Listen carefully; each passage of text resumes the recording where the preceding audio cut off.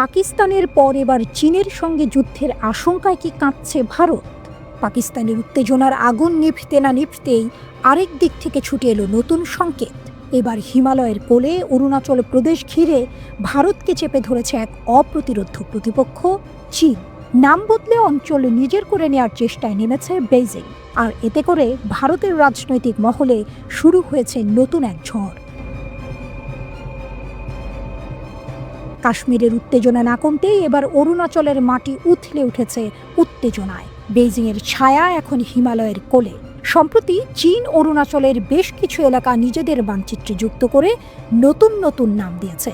ভারতের পক্ষ থেকে স্পষ্ট বার্তা, নাম পাল্টালেই এই ভূখণ্ড চীনের হয়ে যাবে না। অরুণাচল ভারতের অবিচ্ছেদ্য অংশ, জানিয়ে দিয়েছে মোদীর সরকার। পররাষ্ট্র মন্ত্রণালয়ের মুখপাত্র রণধীর জয়সওয়াল একে বলেছেন চূড়ান্ত উস্কানি। তবে সমস্যার শুরু আজ নয়, বহু বছর ধরেই অরুণাচল প্রদেশকে নিজেদের বলে দাবি করে আসছে চীন। শুধু দাবি নয়, সুযোগ পেলেই সেখানকার কিছু কিছু অংশে আস্তে আস্তে দখলদারিও চালাচ্ছে তারা। গেল বছর চীন অন্তত ৩০টি নতুন নাম ঘোষণা করে এই রাজ্যের বিভিন্ন স্থানের জন্য। ভারতের গণমাধ্যম বলছে এই তালিকা আরও লম্বা হয়েছে এবার। শুধু মানচিত্রে নাম নয়, এবার অরুণাচলের বুকে সেনা ঘাঁটি বানাচ্ছে চীন। যুদ্ধের জন্য প্রস্তুতি নিচ্ছে বেইজিং।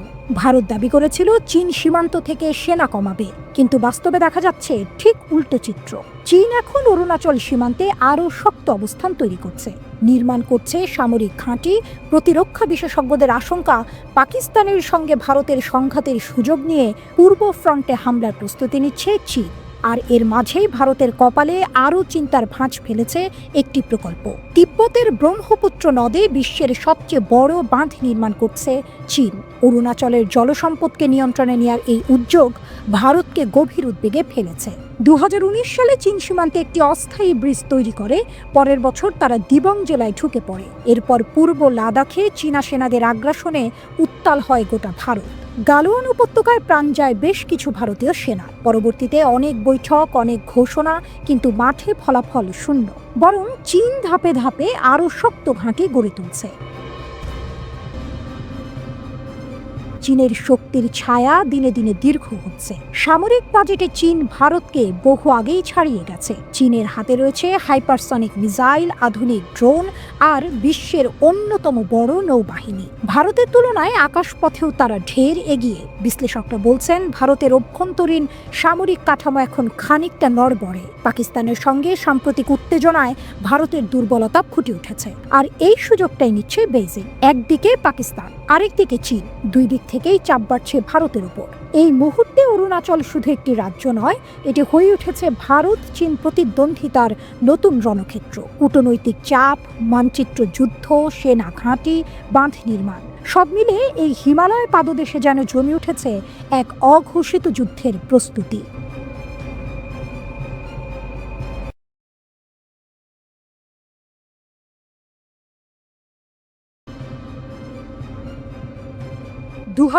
সালের ৭ মে বুধবারের প্রথম প্রহরে পাকিস্তানের বিরুদ্ধে বড় ধরনের সামরিক অভিযান চালায় ভারত।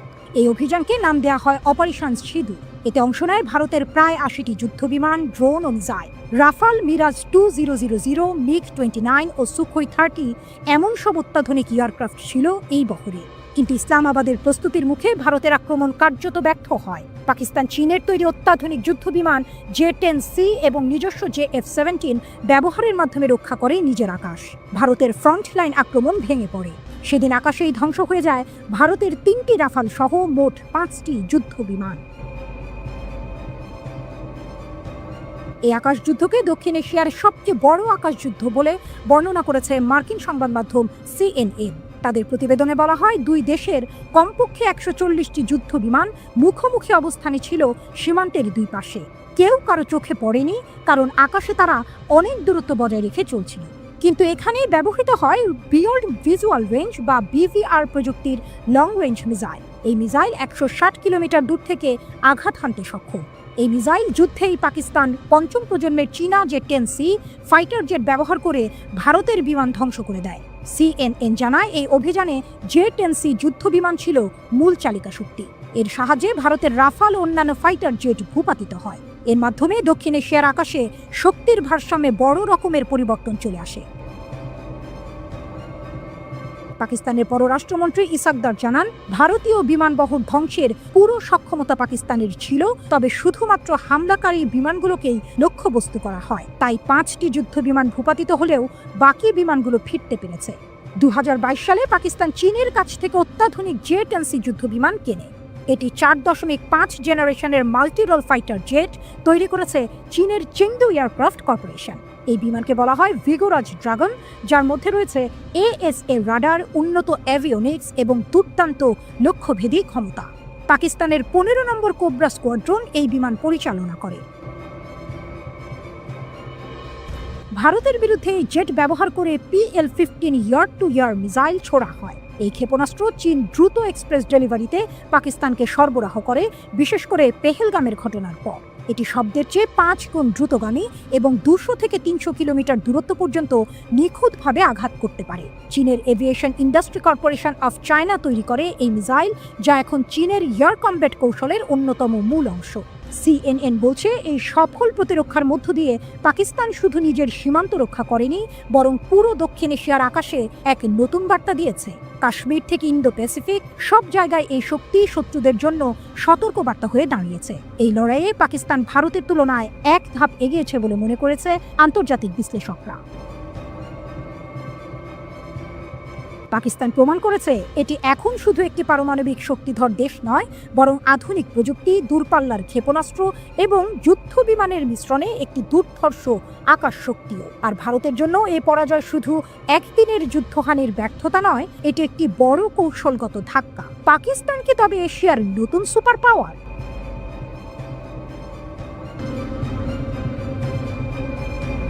CNN এর একজন রিপোর্টার নিক রবার্টসন রিপোর্ট করছিলেন। নিক রবার্টসন পাকিস্তান ভারত যুদ্ধবিরতির বিস্তারিত তথ্য শেয়ার করেছেন। এটা ভারতের জন্য খুবই বিব্রতকর। নিক রবার্টসন টিভিতে ইন্টারভিউ দেওয়ার সময় বলেছেন যে বেশ কয়েকদিন ধরে সারা বিশ্ব ভারত ও পাকিস্তানের মধ্যে যুদ্ধবিরতির চেষ্টা করছিল, কিন্তু সফল হয়নি।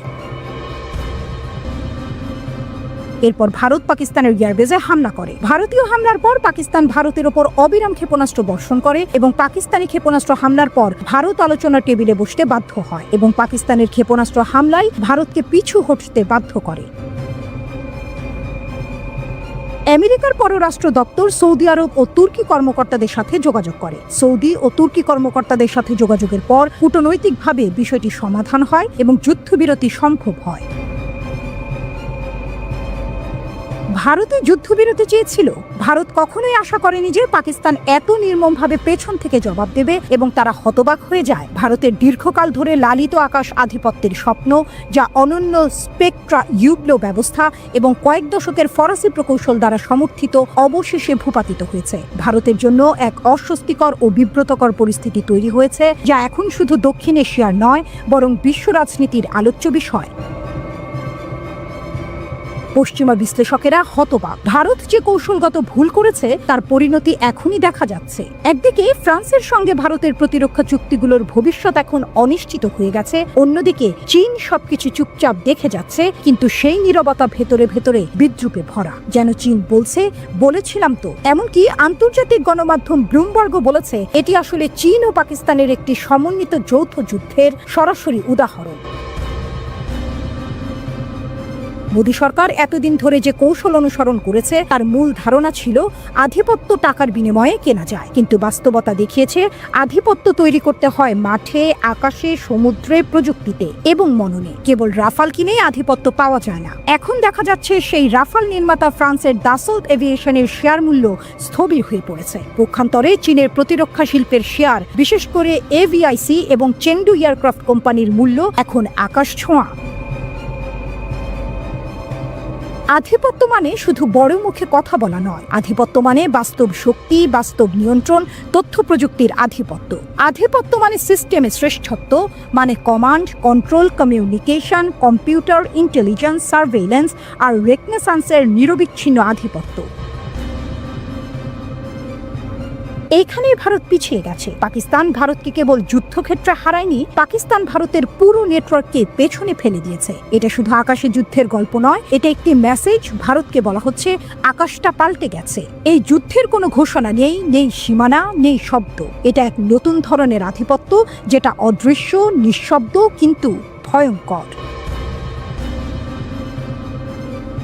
এটাই এখন দক্ষিণ এশিয়ার নতুন বাস্তবতা। মোদির আধিপত্য কেনা যায় মতবাদ ইতিহাসের পাতা হয়ে যাচ্ছে। ভারত হয়তো অর্থ খরচ করে যুদ্ধ বিমান কিনতে পেরেছে, কিন্তু যুদ্ধক্ষেত্রে আধিপত্য তা তো কিনে পাওয়া যায় না, লড়াই করে অর্জন করতে হয়। চীনের হেলমেটের নিচে এখন হাসি, পাকিস্তানের মাটিতে এখন আত্মবিশ্বাস, আর ভারতের আকাশে কেবল এক প্রশ্ন: আমরা কি আসলেই প্রস্তুত ছিলাম? এর আগে 3 বার ভারত পাকিস্তান যুদ্ধ হয়েছে, যার সব শেষটি ছিল 1971 সালে। তাছাড়া সীমিত পরিসরে একটি যুদ্ধ হয় 1999 সালে কার্গিলে, যেবার প্রথমবারের মতো পারমাণবিক যুদ্ধের আশঙ্কা প্রকাশ্যে আসে। সামরিক যুদ্ধের বিচারে কে এগিয়ে? গ্লোবাল ফায়ার পাওয়ারের 2025 সালের তালিকা অনুযায়ী বিশ্বের 4র্থ শক্তিশালী সামরিক শক্তি হতে চলেছে ভারত। তাদের উপরে রয়েছে কেবল যুক্তরাষ্ট্র, রাশিয়া ও চীন। অন্যদিকে 145টি দেশের মধ্যে পাকিস্তানের অবস্থান 12তম। তবে শুধু র্যাঙ্কিং দিয়ে আসল চিত্র বোঝা মুশকিল। আসুন খতিয়ে দেখা যাক সামরিক সক্ষমতার খুঁটিনাটি। কার সৈন্য বেশি? Swedish think tank Stockholm international piece research ইনস্টিটিউটের 2024 সালের প্রতিবেদন বলছে, ভারত প্রতিরক্ষা খাতে পাকিস্তানের চেয়ে 9 গুণ বেশি খরচ করেছে। 2025 সালে ভারতের প্রতিরক্ষা বাজেট প্রায় $86 বিলিয়ন, যেখানে পাকিস্তান 2024-25 অর্থ বছরে বরাদ্দ করেছে মাত্র $10 বিলিয়ন, কিছু বেশি। সেনা সংখ্যা নিরিখেও ভারত এগিয়ে। তাদের সক্রিয় সেনা সংখ্যা 14.5 লাখের বেশি, যেখানে পাকিস্তানের 6.5 লাখের কিছু বেশি। রিজার্ভ সেনা ও আধা সামরিক বাহিনীর ক্ষেত্রেও ভারতের পাল্লা ভারী। স্থলযুদ্ধে কে শক্তিশালী? স্থলভাগের লড়াইয়ে বেশিরভাগ ক্ষেত্রেই ভারতের আধিপত্য দেখা যায়, তবে চমক আছে অন্যখানে। স্বয়ংক্রিয় কামান ও মাল্টিপল রকেট লঞ্চারের সংখ্যায় পাকিস্তান কিন্তু ভারতের চেয়ে এগিয়ে। পাকিস্তানের 662টি সেলফ প্রপালড আর্টিলারির বিপরীতে ভারতের কাছে আছে মাত্র 100টি। একইভাবে পাকিস্তানের 600টি মোবাইল রকেট প্রজেক্টরের তুলনায় ভারতের কাছে আছে 264টি।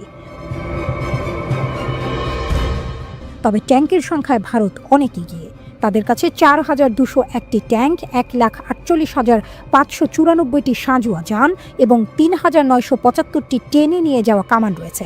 পাকিস্তানের কাছে ট্যাঙ্ক আছে 2,627টি, সাঁজোয়া যান 17,516টি এবং টেনে নিয়ে যাওয়া কামান 2,629টি।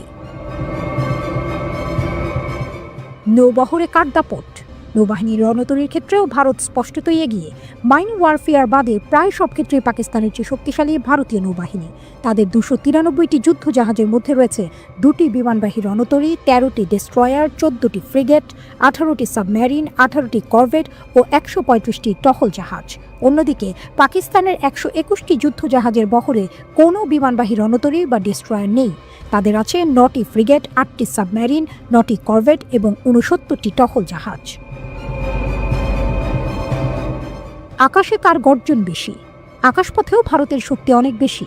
ভারতীয় বিমান বাহিনীর অধীনে রয়েছে 31টি স্কোয়াড্রন, যেখানে প্রতিটি স্কোয়াড্রনে 17 থেকে 18টি যুদ্ধ বিমান থাকে। পাকিস্তানের আছে মাত্র 11টি স্কোয়াড্রন। গ্লোবাল ফায়ার পাওয়ারের তথ্য অনুযায়ী ভারতের মোট 2229টি বিমানের বিপরীতে পাকিস্তানের আছে 1399টি। ভারতের 643টি যুদ্ধ বিমানের মধ্যে 130টি বোমারু বিমান, যেখানে পাকিস্তানের 418টি যুদ্ধ বিমানের মধ্যে 90টি বোমারু বিমান। পাকিস্তানের সবচেয়ে কার্যকর যুদ্ধাস্ত্র হল যুক্তরাষ্ট্রের তৈরি F-16 এবং চীনের সহায়তায় তৈরি JF-17 থান্ডার। তবে গত কয়েক বছরে ভারতের বিমানবহরে যুক্ত হয়েছে ফ্রান্সের অত্যাধুনিক রাফাল যুদ্ধ বিমান, যা পারমাণবিক অস্ত্র বহনে সক্ষম এবং আকাশ থেকে আকাশে 150 কিলোমিটার ও আকাশ থেকে ভূমিতে 300 কিলোমিটার দূরের লক্ষ্যবস্তুতে আঘাত হানতে পারে।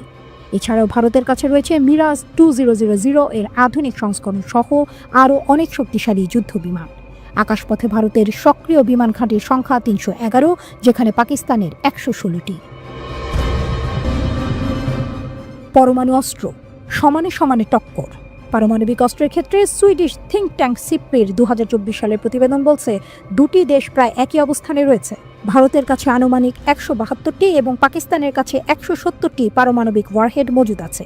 তবে এর মধ্যে কতগুলো ব্যবহারযোগ্য অবস্থায় আছে তা নিশ্চিতভাবে জানা যায় না।